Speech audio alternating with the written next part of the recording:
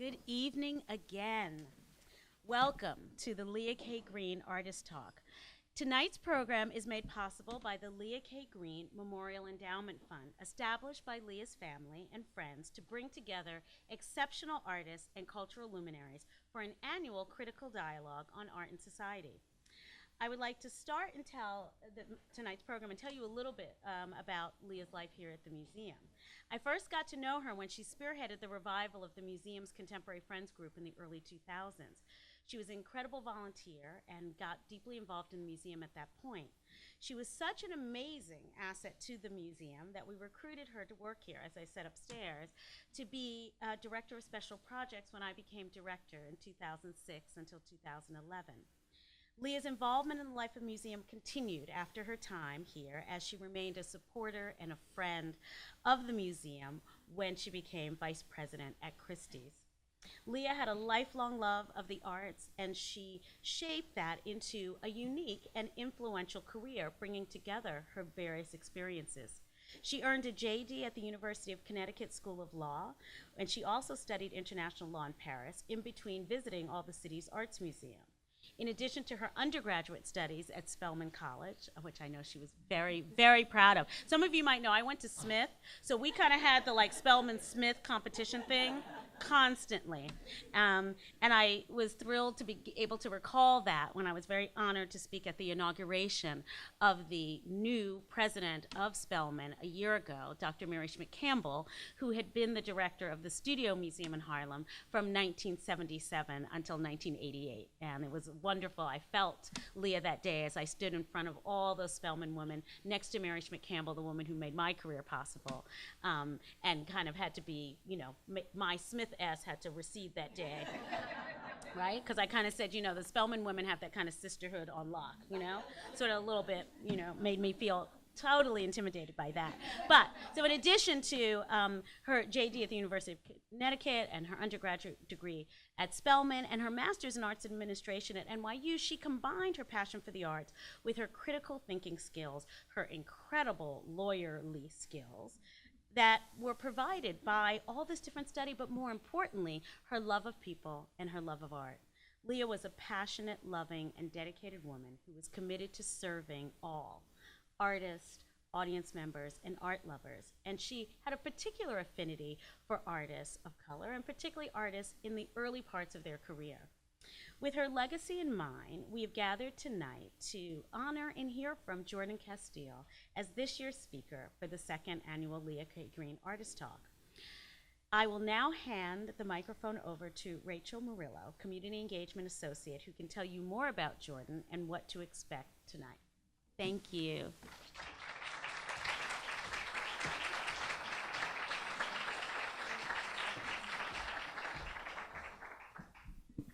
Gonna check this is on. Thank you, Thelma, and welcome all once again. I have the pleasure of introducing you all to tonight's speakers, both women who I'm really lucky to call my friends. As you heard briefly from Thelma, Lea K. Green was a formidable champion for emerging artists, especially artists of color, and had a unique enthusiasm for not only identifying social issues, but doing what she could to fix them. And I see that same enthusiasm reflected in tonight's featured artist, Jordan Casteel. We're all family in here for the most part, and so we're pretty familiar with her, but for those of us who are new and for posterity, Jordyn is a New York-based painter known for her tender and empathetic depictions of people who are too often rendered invisible or relegated to the margins of humanity. Like Lea, Jordyn comes from a family committed to equity and the arts. Having grown up in Colorado, she earned her BA in studio art from Magna Scott College in Decatur, Georgia, and later her MFA in painting from Yale School of Art. Since then, she has gone on to several artist residencies, including Yaddo and Saratoga Springs, the process-based residency here on Governor's Island, and then of course our own artist in residency program just last year. And on a personal note, I got to know Jordyn while she was here last year, and I was an intern. And I had never really, I had considered sort of the legacy of the Artist in Residence program in terms of how it shaped so many artist careers, but I hadn't really ever considered how an artist could change a community until I saw people's reactions to Jordan's paintings. So yeah, joining Jordan on, so I'm just gonna drop that in there. So joining Jordan on stage is Nico Whedon, Director of Public Programs and Community Engagement here at the museum. Nico is an independent writer, photographer, cultural producer, and adjunct professor at Hartford Art School. Her varied practice and experience is threaded together by her commitment to supporting the careers of contemporary artists of color and the interests of the communities they represent. Having received her BA in Art Semiotics from Brown University and an MA in Creative and Cultural Entrepreneurship, Nico also conducts fieldwork in arts-led regeneration, human geography, and participatory design. All of that is to say, Nico lives and breathes this work, and so I'm really excited to hear the both of them talk tonight, and we'll keep things short. I'm going to hand off the mic to Jordan, who has a short presentation for us, and then afterwards, Nico and Jordan will unpack Jordan's points in a dialogue, and from there, we'll open it up to Q&A. So please hold your questions until the end, and enjoy.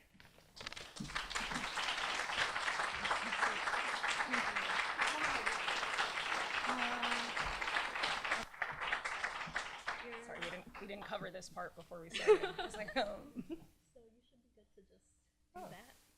And I'm pretty sure this is how I play the video. yeah. This is on, you can pick it up. Yes, I'm Jordan, and I am beyond honored to be back here yet again. Studio Museum is truly probably my second home, and to have the opportunity at any beck and call. I think I got the email from Nico, and I was like, yes, absolutely. I would do anything for Studio Museum, and I think they know that.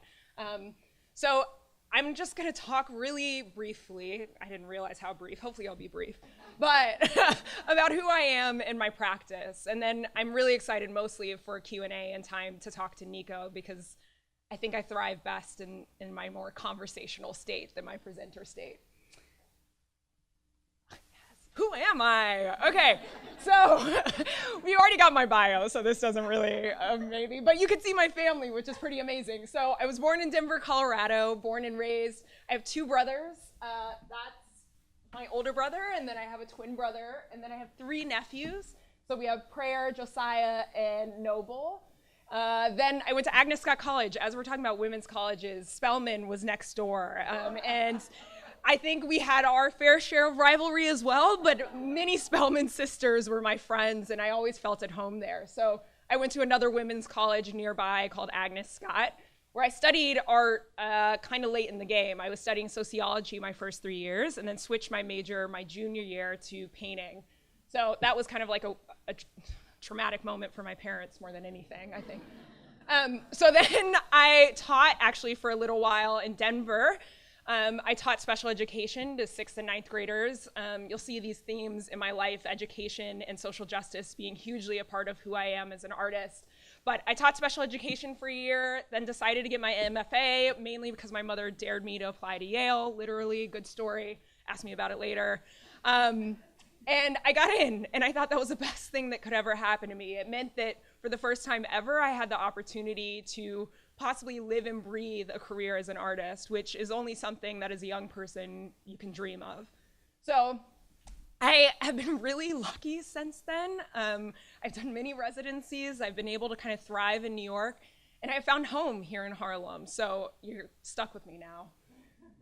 The things that I'm really concerned about in my work, which Rachel kind of touched on as well, is about tenderness and humanity.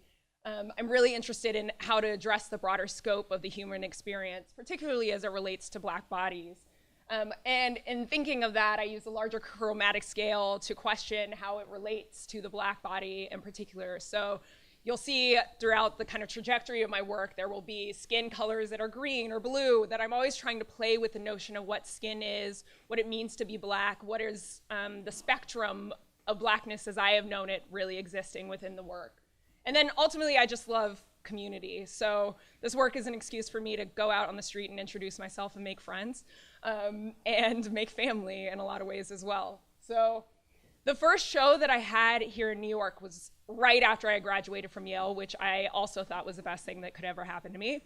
And it was called Visible Man. I had been working at Yale with the School of Drama. I don't want to call out Elijah specifically, but one of the young men slash grown man in the who was one of my subjects in these paintings is here tonight. But I went to the School of Drama and was like, hey guys, will you pose for me for this body of work that I'm doing? And that thesis work turned out to be this show, Visible Man. And I was playing with, oh, we're gonna watch a video. I forgot. This is so I don't have to talk so much. You can hear me talk in another room. Maybe. Maybe not. Okay. Is there gonna be?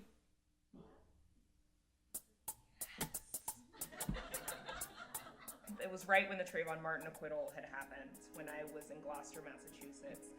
And it became very clear to me then that I needed to make a body of work that had the voice that I felt like was necessary for the times. And it was a call that I had gotten from my twin brother right after that happened, and we were both very emotional, where I couldn't help but think that it could have been him, and that I felt that I needed to make something more visible again, that I felt like wasn't being seen. So I returned to my studio and immediately started on this body of work, where I initially had photographed my twin brother's best friend in Denver, Colorado, and brought that photograph back to my studio. I'd done this painting of him clothed, and realized quickly that the clothing actually became more of a shield than I wanted.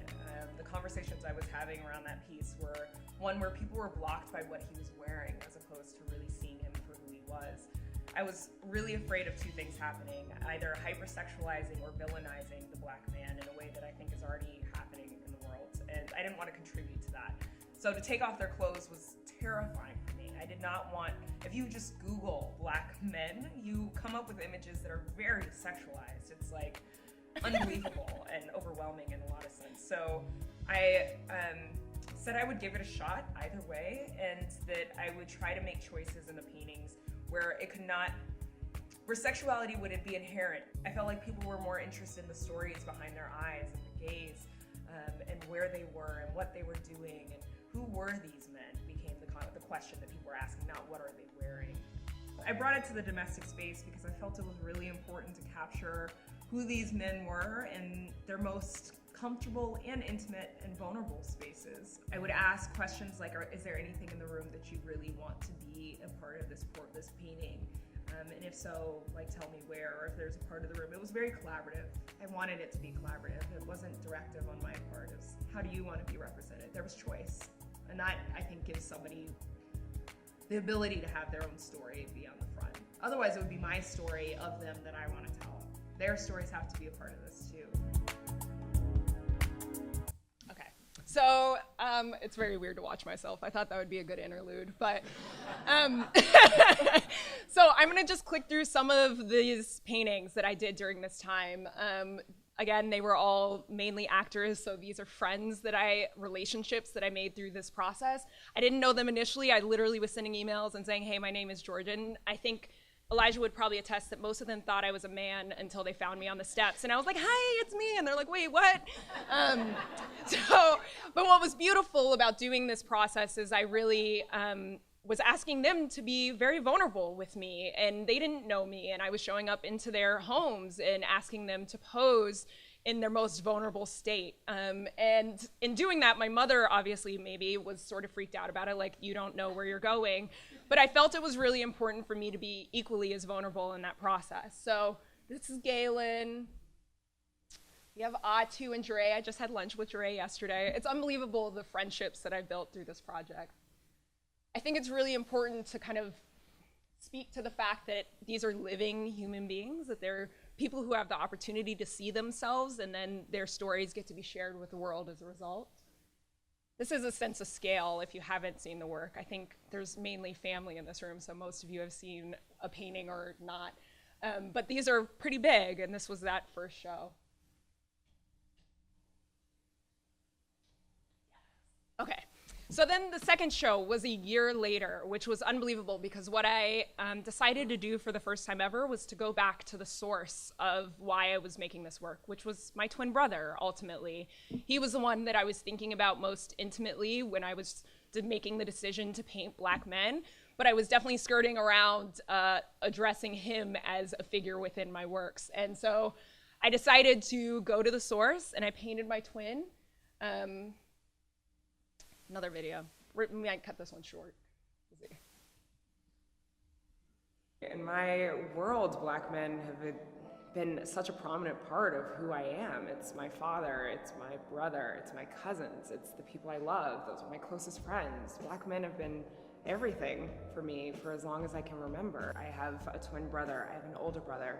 Those relationships have been super important to me. And as a result, the first painting that I did in this body of work was my twin. As twins, fraternal twins, and male-female relationship, I always felt like there was something different happening in my brother's life than my own. And I was looking to understand that further. This work is much more, as you said, intimate. It's personalized. These paintings are about vulnerability in the same way that Visible Man is about vulnerability. But as you said, the intimacy is what changes these, and my own personal connection and love for these people. Getting access to that intimate space, the connection between one another, is everything for all the work I've been making for the past 2 years. It's like, how do you begin to allow people to enter a space and feel what I feel when I'm connected to these people and they're connected to one another? What does it mean for someone to see who you are in all of your entirety as a human being, all those levels, as a vulnerable man, as a loving man, as a father, as a brother, as a cousin, as a parent? What does that mean in relation to one another? And somebody last night actually at the opening mentioned that all of them are touching. And I thought that was a very poignant observation that they were making. It was all of them are connected physically and emotionally in these paintings. It is about changing imagery. Imagery is everything, right? And what we are inundated with all day, every day, are mass media images of the Black man as the villain, the Black man as the thug, the Black man. We could go on the stereotypes. And each of those stereotypes and each of those visions of the Black man is exactly what I'm trying to counteract here, because those have never been the truths I've known for the men who have been in my life. None of them are thugs.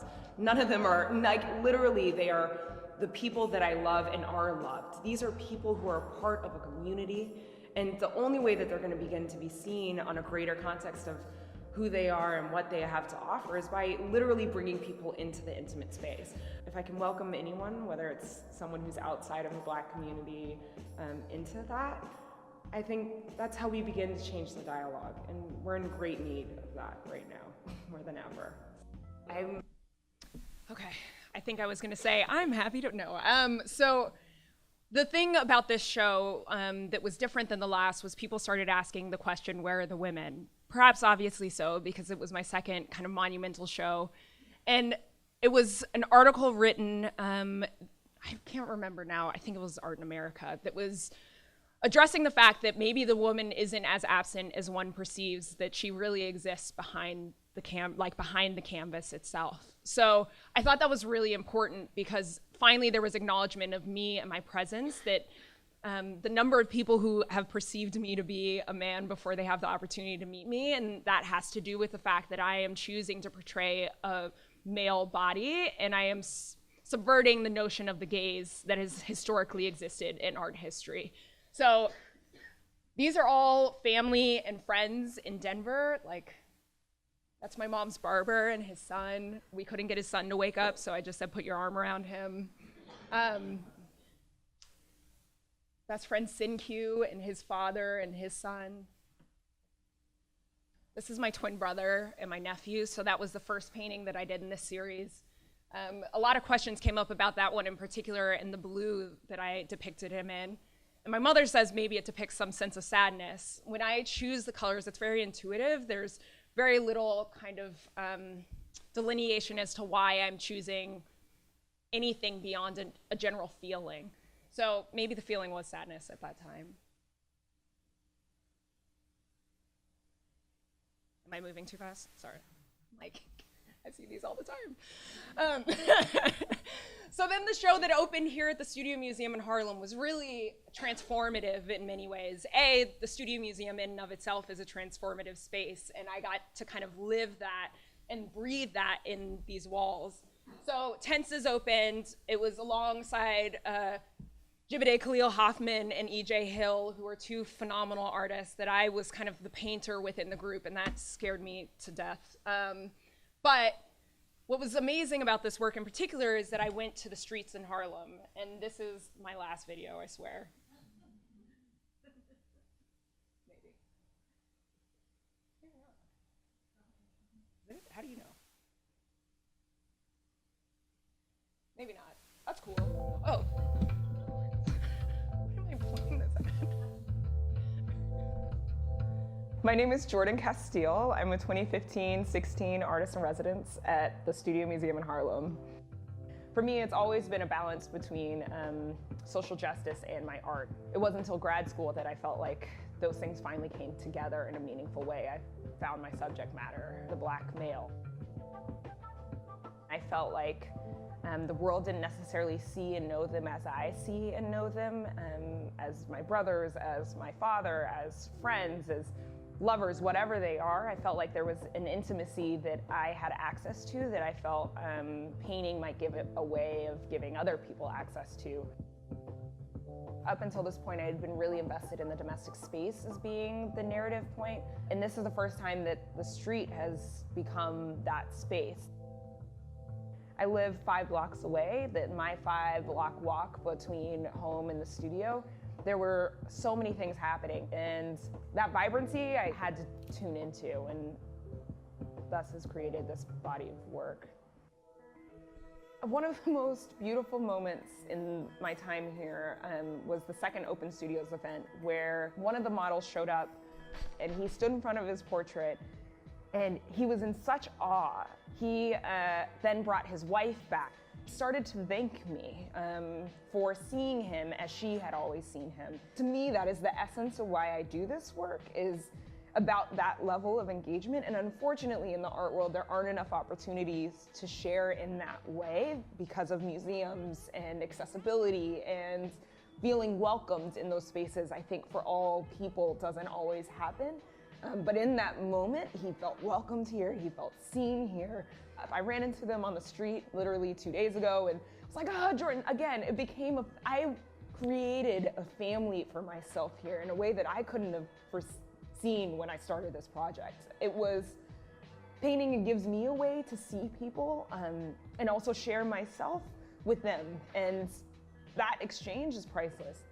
And I can only hope that the exchange that we shared and that essence and that beauty and that moment goes to the home or the museum or the gallery that it goes to next. Whatever white walls it gets put on, that somebody is able to feel that truth. Yes, that was a powerful note to end on. It's crazy because even watching myself begin to tell the story, and maybe Nico and I will have the chance for me to share that story in more intimate detail in a little bit, but I tear up all over again because it was a remarkable moment of me being able to connect why I do this work. And I think far too often do we get separated from what we do, and to feel that within my intimate space has been such a gift, and I still see them all the time, so I'll talk about that later. So this, I mean, kind of like I said, all of these works for the first time was dealing with the street as the backdrop to these portraits, that I was walking around, perhaps for the first time, I was doing street introductions, that I was doing, hi, my name is Jordan, I'm a resident at the Studio Museum in Harlem, have you been there? Have you seen that red, black, and green flag? Yeah, definitely know that. I'm like, well, there's a museum in there, let's get you in there. Literally, my goal is to get you on the walls of the museum. And everybody was super responsive. I can't tell you how warm everyone has been. So Jared works now at the train station that I get off for my new studio. Glassmate Michael tells me to put on a hat every day it's sunny. Kevin Kiteman, which is now home, is here at the Studio Museum, which was really remarkable. An install of that exhibition. So just kind of, I think context matters, and knowing why I started with who I am and why I'm even adding a tidbit on what it is that I'm looking at. I think it gives you some insight as to where this work comes from, and that's from the soul. It comes from my own engagement with the world and the things that I'm looking at and thinking about all the time. So I grew up in a home that primarily had the work of Black artists on the wall. So there was Ramar Bearden and Jacob Lawrence, and that was the work that I was most attuned to. And then I went to grad school, and then the whole other spectrum, which is the majority of the art world, kind of opened up to me. So William H. Johnson, Robert Colescott, Alice Neal, Henry Taylor, Between the World and Me, Ta-Nehisi Coates, I'm always reading. Henry Matisse, Carrie James Marshall, Faith Ringgold, and beyond. Basically everybody upstairs and who's in this museum all the time. And I mean, maybe when you look at the images, it's like, duh, you know, it's a little obvious perhaps. So I do think it's also important to understand just how these paintings come to be. What is their life before entering a museum? So my process in general is that I am walking down the street with a little point and shoot camera. I do not consider myself a photographer by any means, but I take photos of my subject, and I'll take upwards to 100 photos of someone in maybe 20 to 30 minutes time, 30 being max. Like, I'm just capturing an engagement that we have with one another. Then all those images come back to my studio. I choose maybe 2 or 3 that become the spearhead for the painting that I'm creating. It's not necessarily a one-to-one relationship between the photograph and the painting. I allow myself the magical powers of being a painter to create the composition that I want ultimately. And that's why I do this work, to be a magician. No, just kidding. But then I stretch and prime my own canvas, sometimes not as much anymore, but those reference images then become the sketch on the canvas.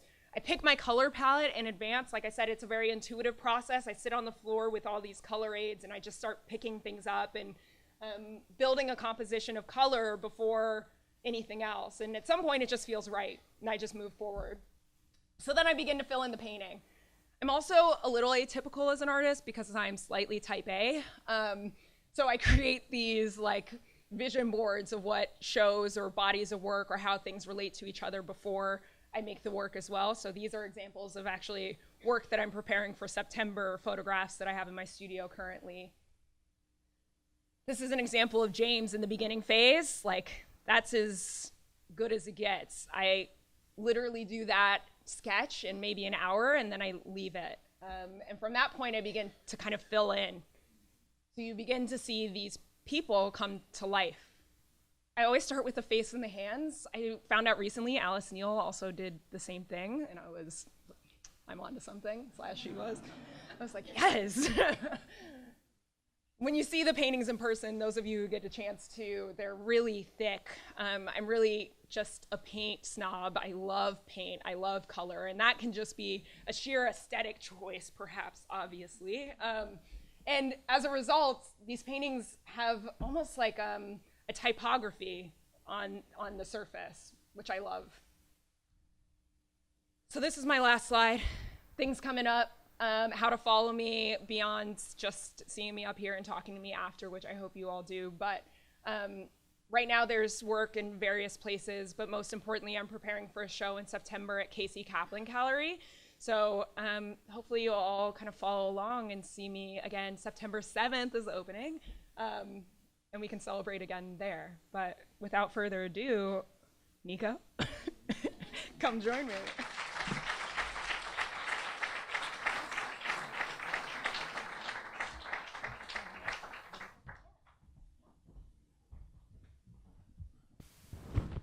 I'm very happy about this couch. Yeah, thank you, Thelma.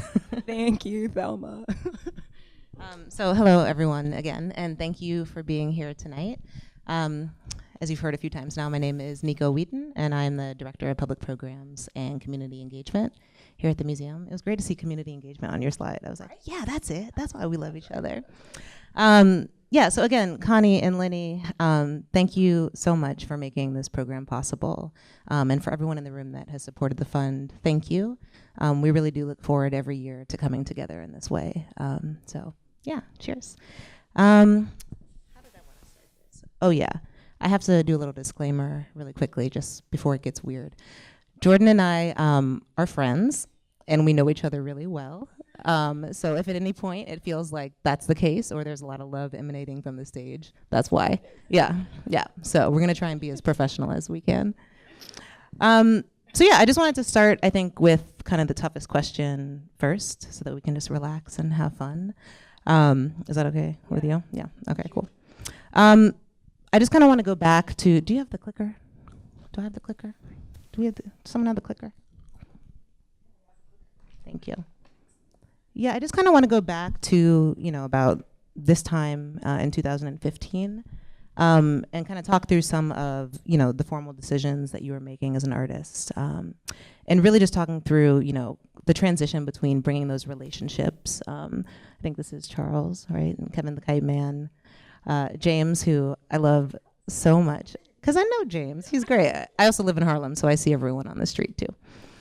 And Jared and Stanley, and really just kind of talking about, that transformation of those relationships from the street to the studio and then into the studio museum. It happened so organically that I can't imagine these people not being in my life now.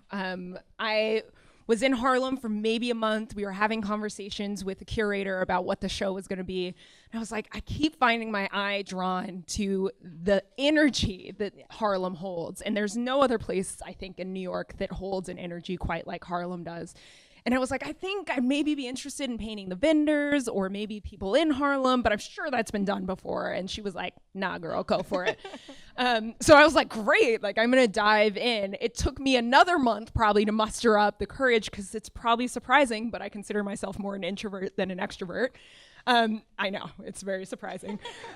Anyway, there's a whole book on it. So, so it took me another month to muster up the energy to say, I'm gonna go out and I'm gonna do this thing and make these introductions. And the second I did that, I found that what it was forcing me to do was to take off my headphones, to look up, literally. I think I had been accustomed to a culture that is New York, which is we plow from one place to another, hoping that nobody touches us, engages with us, or has like anything to say. Like, I'm in my bubble, whatever bubble that does exist, like don't pop it.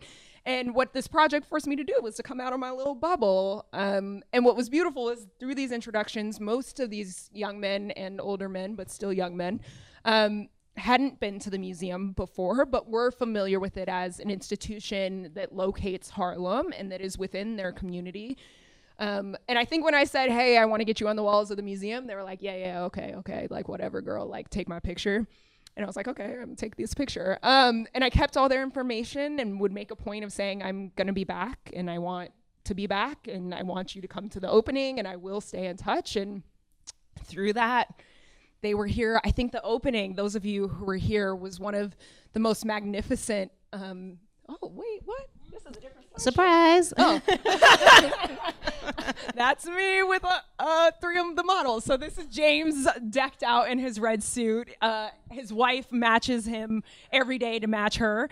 So they are always decked out together. And then that's Kiteman, Kevin, and then Michael, Glassman Michael. So clearly I'm excited, but I spent that whole opening sobbing, basically. I think Thelma at one point kind of ushered me into the back book room and was like, just take a minute, get yourself together, because there was so much love in that room. And it was remarkable because I felt from them the sincerity and the honor. I don't think any of them envisioned these large scale portraits in this way actually on the museum, or that I meant what I said. Like, it was like, Harlem's crazy or New York's crazy. How many people tell you they're gonna do something and they don't? But I followed through, and I think that meant something. Yeah. And as a result, like now I add 10 minutes to my walk to the train because I'm gonna say hi to every single one of them. Right. Yeah, and I think what's not able to be captured in these pictures is the pride. I mean, I think James was just in front of his painting for the entire time. And people were like trying to ask him questions, and he's like, yeah. After I let's just take another picture. Right. Yeah, no, and I mean, for me at least, I think, the kind of importance of this moment, like, cannot be, reiterated enough. I think that I also pass Glassman Mike and Kevin the Kiteman on the street every day, and for them to really feel as though, the museum is a home for them and to see themselves as works of art, I think it's it's so important. And even when the show was up, I would hear stories from everybody who works here who was like, Kevin was here and brought in a group of 20 people today and was like passing out with flyers. his own PA system. Yes, and was like, there's a mural of me in here, like you need to go in. Or Michael came with his grandchildren one day. James would just come every few days and look at himself and leave. I think there was a continuum. They felt like this was their home too. Yeah. I mean, there's also, sorry to dwell on this moment, but clearly it's important. There was, some disbelief as well. Like I know that, I made phone calls to everyone to invite them to your program, which I think was maybe the slide before. That the museum would be calling me to invite me to come and participate in something. And it was really just such an important kind of conversation to start, but that also, to continue. And I think that your work has really done that for us. So I think that, we talk all the time about, the importance of the residency and it as a professional development tool for artists and, what we offer. But I think that we forget to also talk about what we gain, from the life and the work that comes through here. So, yeah, thanks. Yeah, thank you. Okay, cool. Okay. Next question. Yes. So, you kind of touched on this in your presentation, but I think just in the way that your work addresses, I know we have a lot of pillows up here, just figure out what to do with it. Sleepover. In the way that you're addressing kind of larger social issues through your work. And just trying to understand if you can maybe unpack a little bit, about your personal connection to some of these issues. I know. Because I think it's there and I think that we see it and yeah. And I think also just wondering if, this kind of bend towards social practice started with painting or if there was another medium before that kind of helped you to get that connection and investment in the people that are around you. Yeah. So my passion around education and social justice runs so deep, it's almost impossible to kind of reiterate in the context of this conversation. But for example, my great-grandfather ran the Lincoln Institute, and I don't know if Timothy's in the room, but his mother attended Lincoln Institute in Kentucky, and he basically founded a school where he was having an underground curriculum where on the forefront, it would look like maybe they were learning how to be like housemaids, but really he was teaching them to be doctors and lawyers and get their degrees. So that was like the beginning, I think, of where my knowledge of a familial kind of legacy.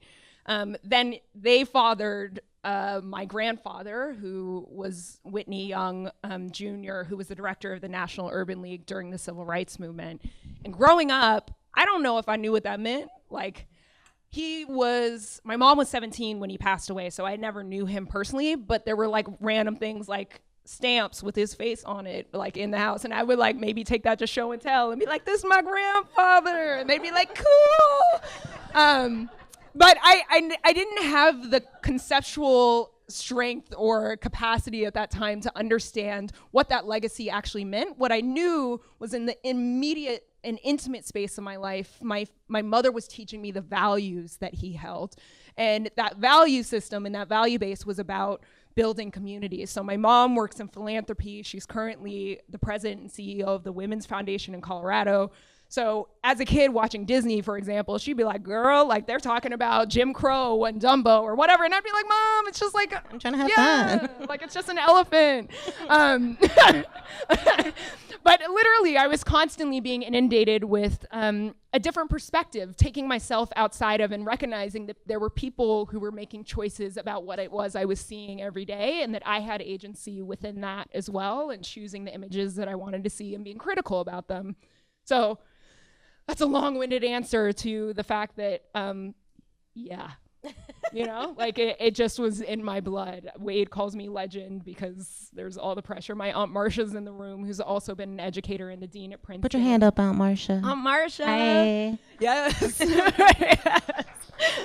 So I have a wonderful family that has ingrained these things within me. I never thought that art would be the tool that I would use to voice the things that I've been passionate about, possibly my whole life.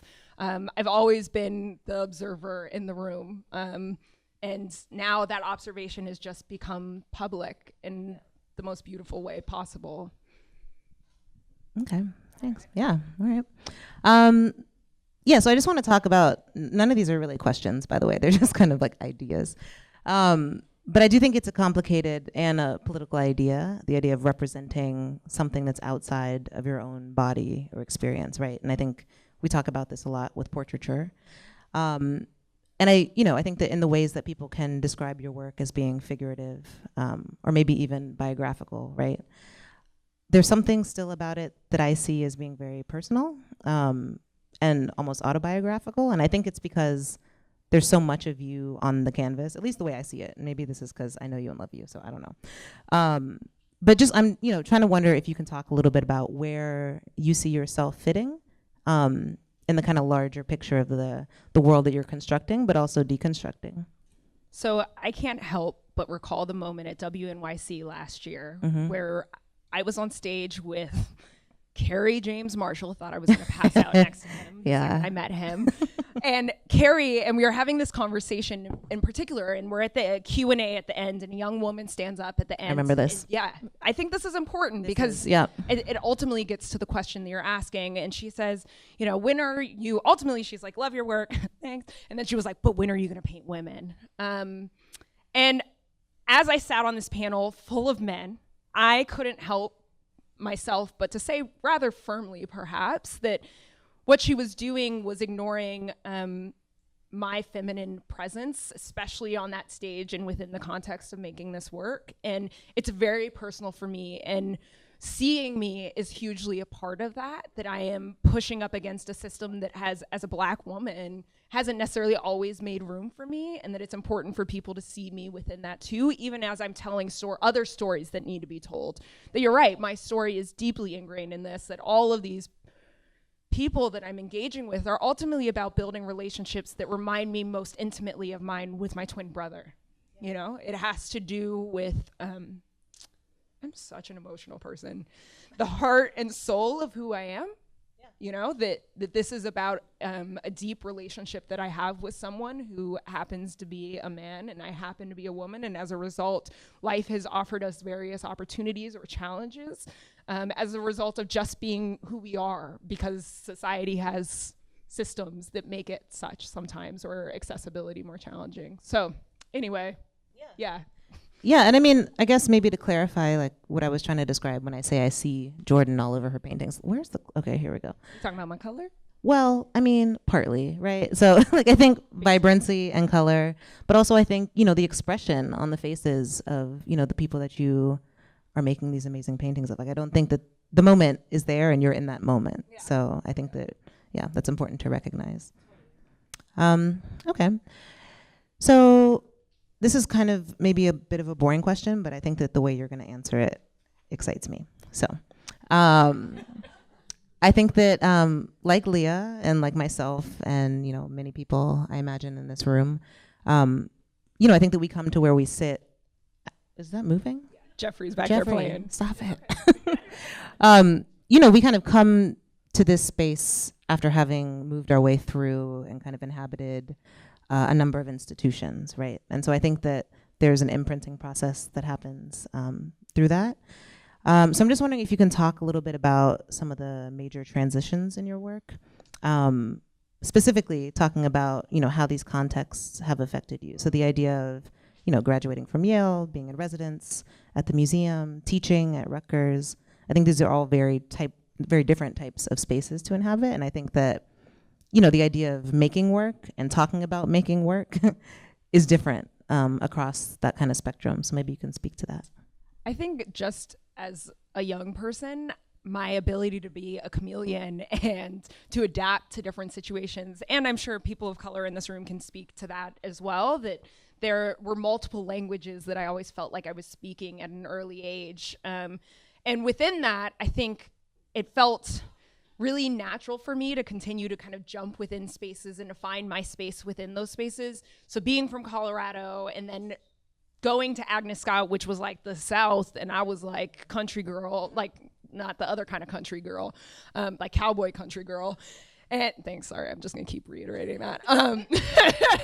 And so I feel like through my traveling and all of the different contexts that I've lived in, I've built a sense of confidence and being able to articulate myself. Ultimately, those things what comes out of that most clearly for me is my voice. I was brutally shy as a child, and I think my ability to manipulate myself within space has allowed me to also clarify for myself what it means to have a powerful voice and to stand in that truth powerfully as a result. So I don't know if that's not perhaps answering your question specifically, but I feel like all these different places, Yale, that's right, okay. So then Agnes Scott, yes, went to the South. Then I came back to Denver, taught special education for a year. Then I just applied to Yale on a whim because my mother dares me. I go to the interview, think it's the best thing ever. I think there's a sense of gratitude as my career has been growing, because genuinely 5 years ago, I would have never foreseen myself sitting here. Not that I didn't believe anything was possible, I just didn't have a scope of what this could look like. And when I got into Yale, I was completely taken aback because I had 3 paintbrushes, literally 3 paintbrushes. I was buying my canvases from Michael's, and everybody weighed in the room. Mario's in the back too. There are people in here who had to sit with me and say, Jordyn, this is how you hold your brush. Like literally, I think. So at my time at Yale, I was just absorbing everything. I felt like a fish out of water, but I was really dedicated and hardworking. And I think my willingness to learn ultimately impacted who I have become moving forward. So every opportunity since then. So Yale, then I got into Yaddo and like lived in the woods for a month, and that was crazy. And I'm pretty sure my room was haunted, and like that was a thing. And I was like anxious to get back. And then I had like a show, and then I was on Governor's Island, and that was like super isolated, and I packed a lunch every day. But I've always been really systematic in the way that I work, but allow myself to be flexible enough to adapt to the place that I'm in. And then coming to Studio Museum, I felt like my heart finally settled. Because my first few years in New York, I think most could probably attest to, were pretty traumatic. I was like, what is happening? We're traumatic for all of us, yeah. It was just like this cloud, like that commercial, the cloud following you all the time. That was basically my life. I would call my mom and she'd be like, Jordyn, there is sun out there, I promise. I was like, I don't see it. I was just exhausted all the time. And I did not see myself surviving New York. And then I came to the Studio Museum, and it was like this huge sigh of relief. From everybody I saw in the mornings coming through the door to all of you on the 3rd and 4th floors, I knew that I was safe here to explore what I needed to explore, and could be my truest self at any given context. So now I think that has taught me through teaching. I have students in the room because I teach now at Rutgers University in Newark, and that's been a phenomenal experience. But what's most rewarding about that is I've gone back to the other part that I cared so deeply about, which is teaching. And hopefully they can attest to, they say that I'm spazzy, but that's true anyway. You would probably all say that anyway. But, but that more than anything, I think the gift is that I have the opportunity to share with them what this world could look like, and then they get to humble me every day as well. I often tell people that the place that I feel the most myself these days is in the classroom with them. And I can be tired, I can be scared, I can be happy, and that exists in that space. And then I can come to New York and go to an opening and do that little schmoozing thing and play this other role, and then go home and sleep, because I'm always asleep. So, yeah. But I mean, I think that's, well, one of many things that I think is really great about you, but the idea of mentorship and of really carrying something through. You know, I think that part of what you're saying, when you can't picture or like envision what that life 5 years later would look like and being here, I think it's because, you know, it's important to have someone who's gone through it, to be there, to not only be like a living example, but also to be part of that support network as an artist in like a scary city for anyone, Yes, you know? Totally. Yeah. And to be willing to be a learner all the time, even as a teacher. I think my willingness to be a learner, even as I engage with people every day, is what allows me to ultimately manipulate through space. I'm not making the assumption that somebody knows something. I'm just willing to listen, you know? Okay, well, I'm hoping that, and I don't mean to put you on the spot, I think I kind of warned you about this, but maybe you can just share one of your favorite memories or stories from being in residence here. You talking about James? Is that what the Anybody, no, anybody, anything. There are so many memories. I mean, how do I even begin? The greatest memory is the relationships that I've built here. I mean, I don't know how to specify one because all that just ran through my head were people like you, Timothy, Thelma, EJ. There were really deep and meaningful relationships that have come into my life as a result of being here. Obviously, I do have to tell the story perhaps of James because I think what was memorable about that and what still chokes me up is that it solidified and reignited why I do this work at times that all of us as probably makers or just people in the world have doubt. That kind of getting that lift again has allowed me to soar a little further. And so Open Studios, I think it was our first Open Studios, I had invited all of the models to come to Open Studios. I was like, I've done this thing. I really want you to come see it. And I had gone back and found everybody.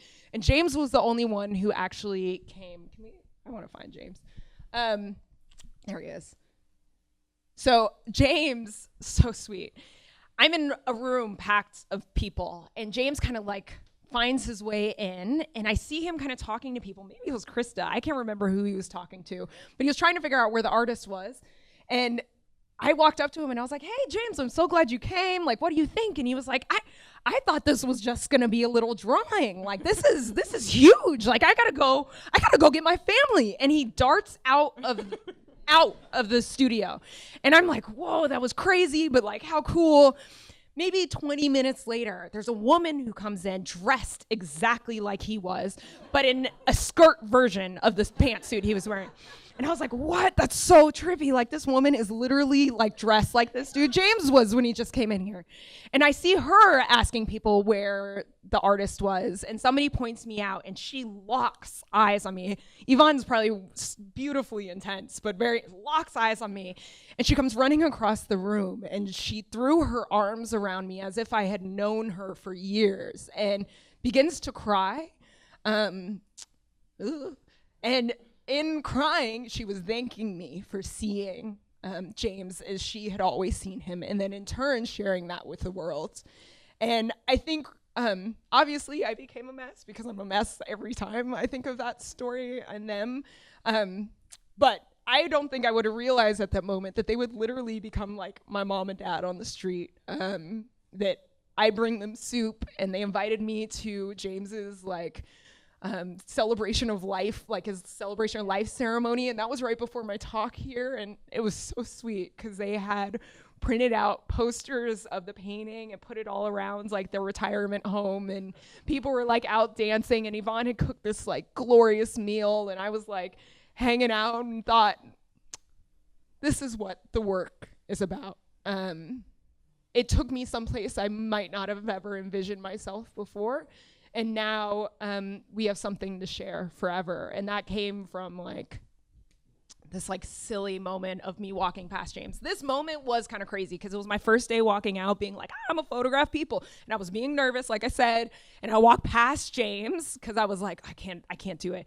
But I was like, the light is too perfect. It was like the sun had shined on this man to glow for me, and I was gonna be an idiot to pass it up. And I was like, just do it. And I walked back and I introduced myself to James, and who would have known, you know, that this has now become what I see as a lifelong friendship. They call me and send me pictures with their kids and grandkids all the time. So, yeah. We actually like delayed the program. Yeah, because he was running late. Because she had to dress him. I remember we had a whole section saved for him, and we're like, well, as soon as he gets here, we'll begin. Yeah. Yeah. All right. Well, I think this might be a good chance to open it up to you guys. So if you have a question, just stick your hand in the air, and Henry will give you the microphone. Yes, Aunt Marcia. Oh. I was like, yes, and then I was like, oh God, okay. Okay. So I'm Aunt Marcia. So I've obviously had a chance to see you in a lot of different contexts over your life. But one of my personal favorite moments is when you graduated from Yale and we went to Paris. And you know, you made reference earlier to the fact that, you know, Yale had exposed you in a much larger way to kind of the larger artistic canon. And we were in Jeu de Paume. And can you talk about the moment when you saw L'Odelise? I stood in front of it and wanted to like lick it, basically. I was so excited. I'm definitely the museum goer who Aunt Marcia knows, because we go to museums frequently together, who like gets like this to paintings. She's always like, Jordan, get back, like stop. And I'm like, I just want to understand how they made it. And that's how that moment was for me. I think having the opportunity, to go to a place such as Paris and to see the work that I had been studying at Yale in the flesh of masters who had been idols of mine in a lot of ways, and I was coming to understand. I think I was learning greatly about their work, was really fantastic, and probably looked a lot like James and Yvonne in front of me, where I cried because I cry. What'd I do? Oh yeah, exactly. Then they were talking about the nudes and they were comparing it to the Odalisque. Yeah. I like you, Aunt Marcia. Oh, I love her. That was good. That was There's one not in as the serious back as I over thought. there. He's coming.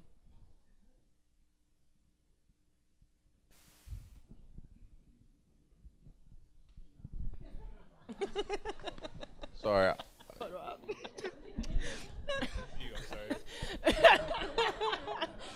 Just felt too good. Was that a? Oh, there we go. Thank you. I had a question. I love your work. I saw you talk before, and I love your effervescence about your own work and about Harlem. It actually mirrors a project that I'm similarly doing called Black Harlem Lives, because right now there is a debate about the relevance and vibrancy of Black Harlem. So I appreciate your work because it also acts as a document. It says we are here, we're vital, we're doing this. And when you have it in the studio museum, it echoes and resonates in the community in a certain way, which you have talked about a lot. I want to know, what do you think about, or how has your experience been? Has your work traveled? What do you hope, and if it hasn't, what do you hope? How do you envision it resonating in other places? Like, I know you're going to Mass MoCA. I went to school 15 minutes from Mass MoCA. Mass MoCA, that neighborhood, North Adams, all that is not Harlem. So how do you expect other people to resonate and impact your work? And how do you hope your work impacts within other institutions that aren't Black? You know, I would love to hear what you hope happens. I think about that all the time. I think context matters so greatly. And I also have to recognize that I am implicating myself in a system that, again, hasn't necessarily made a whole lot of room for Black artists, Black figuration, Black imagery, whatever it is, to exist. And not to say that it doesn't exist, because we have a long history of beautiful makers. But I think about the white walls that it goes on and they go to all the time. And that can be maybe thought of figuratively and literally in some ways. And I see them as serving, there's a reason why all of their gazes are looking out, which I didn't necessarily talk about specifically, but I'm really interested in having people look at me, and as a result, they're looking at wherever they go all the time, that their presence can never go unnoticed wherever they are, that they are empowered. And that's part of me thinking about where they travel to. I have a lot of these works from the Studio Museum show are in North Carolina right now. And in North Carolina, maybe has a similar history in Charlotte in some ways as a Black community. I gave a talk there, and everyone felt connected to it there in the way that they feel connected to it here. And then at the same time, I haven't seen it at Mass MoCA yet, but I think the reception is similar. I'm getting ready to have the show at Casey Kaplan, which is significant for many reasons. And I think about, where do I begin to implicate myself into greater conversations? And dialogue can only happen by putting something in someone's face. And the humanity is non-negotiable in this work, that people cannot deny that in this work. Is the most important part for me. Yeah. Anyone else? I'm gonna go ahead and ask my question. Yes, do it. First, I'll say it's amazing seeing you now, because I haven't seen you since high school. So this is Crazy. I'm telling you, there is family in this room. It's crazy. What was Jordan like in high school? Oh no. More the shy person. Don't. I was that shy person in the corner. Yeah, she was definitely more shy. And actually, I was like friends with her friends, and she was just a shy person. They went to high school like 5 blocks away from me. Anyway, we'll talk about it later. But it is great to only like interact with you in social media and then see like how you've grown over the years. But a question I have for you is, when you talked initially, you were talking about sort of how you wanted to change the conversation in terms of what images of black bodies are out there. And it's sort of, and maybe I misread you, but it seemed to me like you wanted to, maybe to your point, change the way that other people see black bodies because they don't have those intimate relationships that you have. And then sort of when you talk about how the work resonated here with the subjects and the models, I think, Nico, you put it as seeing themselves as art, and how important that was to sort of ground you in your work. And I'm just curious in terms of your hierarchy of what you rate as important, like what is the most important for other people to see black male figures in a different way, or for them to see themselves in a different way? That's a fantastic question. And I think the beginning is rooted in self. I think it's rooted in my selfish decisions of building relationships and expanding my community, but then offering the opportunity to someone to be memorialized. Like you said, someone said out here about what does it mean to create a memory or a document of Harlem, and a document of someone's life. And as Yvonne hugged me and was saying thank you for seeing him and sharing that with the world, I think that is the key point for me, and how these begin to live another life beyond what I can control. I can very infrequently in the spectrum of the life of the painting, do you get this from me, right? Where I get to tell all the stories. Someone gets to see it. There's a painting at Basel right now, and I think, like, what do you think I'm not entirely sure what they're saying when they're like walking in front of it in the space that is like centered around sales and like the epitome of the art market. But I think it's really important that they exist there, and that people are forced to have those conversations, even if they're not getting it right all the time. Because I don't think any of us get it right all the time, you know? I don't know if I answered the core of your question. Okay, cool. Sometimes I like, yeah.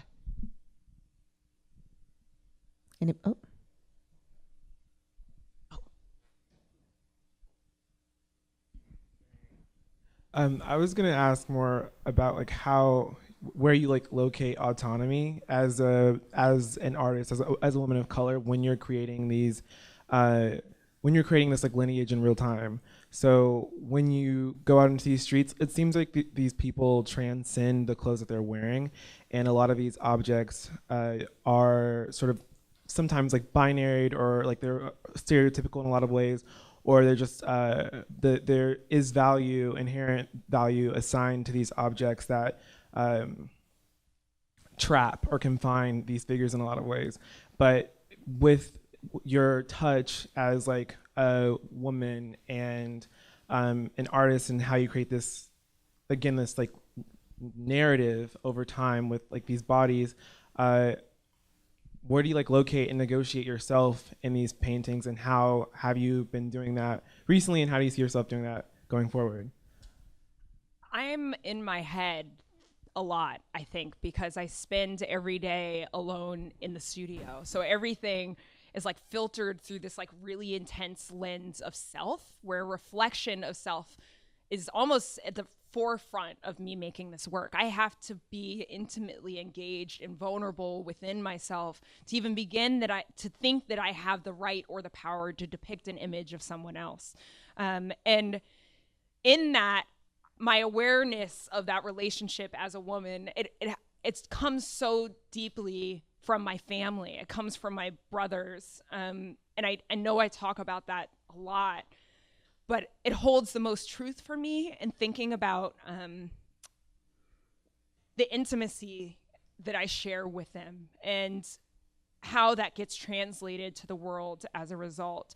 But I still stand alone, and I think a part of being an artist is, as selfish as I am in choosing to surround myself with these images all day, every day, and to make them and to gruel through this process of like discovery and disappointment, right? Like, to be an artist means you're riding an evolutionary roller coaster all the time. Like, there are days that I'm in there and I send a text to my mom. She's like, oh, it's great. And I'm like, I hate it. Like, she's like, you never like anything you do. And she's probably right. I don't know if I ever like anything I do, because I'm always striving to do it better. And by trying to do it better, I'm also trying to understand myself better and understand the work better and the relationship between me and the work and who I am in relation to it and how it lives this life. Like, those are the questions that envelop me all the time. But my own autonomy is often negated, perhaps, and I would like it to. I don't know how much it matters that I'm a woman making this work, but I don't know if it matters that Jordan Castile is making this work. It matters to me more that the work exists and has a voice of its own to live beyond what it is that I can say to you now. You know, like, as important as this moment is, it's like, I just care about the life it gets to live beyond and the stories that get told and how it's like maybe a giant game of telephone or something, you know, like how people pick pieces and then share with one another what it is that they heard or read or saw or felt or whatever it is. Yeah? I don't know. I think we probably have time for one more question. Oh, ooh, student. Brianna, Student. Recent graduate. Congratulations. Why you gotta call me out? You got that degree. So I have a question on like a student perspective. So you already mentioned about how you've impacted us and you mentor us. And I know, coming as one of your students, I can't thank you enough for what you've done to me as a painter and developed me. Stop crying. We ain't got time for your emotions. Don't. But how have we impacted you? And how have we, like, you talk about influence a lot. So how have we influenced you I gotta see you. in your work? How have you impacted me? Is that what you Yeah. Okay. Well, not me specifically, your students. Yeah, oh, absolutely. And I think you as my students, I couldn't speak more honestly than to say that the gift you have offered me is the space to be myself, and to take whatever knowledge I have and to, like, hear it and know that it's imperfect, that it is about a collaboration. What is beautiful is every day that we are in there, and I'm like, especially, I see you, Jenna's probably taking a video of me, but like all the times that I would go up to Jenna and be like, that hand looks a little off. And she'd be like, I could see this disappointment sort of, but also this eagerness to learn, that all of you offer this eagerness to learn that is a great reminder for me every day that we're all engaged in this life to learn from someone else. And every day that I leave there and I'm like, they think I'm the teacher, but really I just like gained my whole life of knowledge. Like, y'all taught me something. Your lives, the complexity of your lives and your dedication and your willingness to be in the classroom with regard and regardless is inspiring.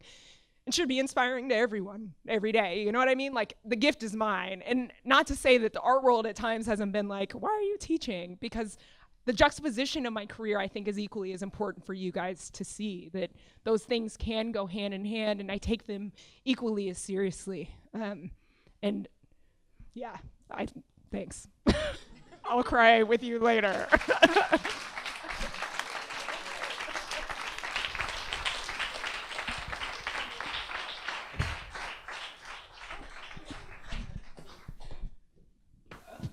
No, I'm just gonna fall apart in like 5 minutes. Okay, listen. Wait, I think we need to do this again.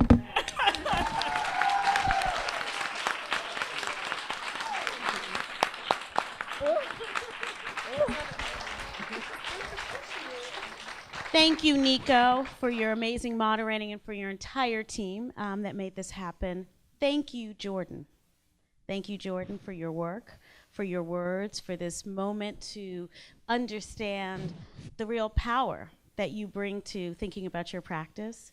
It's so amazing because, you know, Jordan was just here in this program a year ago. So let's imagine, like I having had the pleasure of watching artists develop, I can just see ahead and see all that's out there for you. And I am just so thrilled for you and feel so privileged to know your work and to have had the experience of your work and have it here. I also want to thank Connie and Linny again, and all of the supporters of the Lea K. Green Memorial Endowment Fund.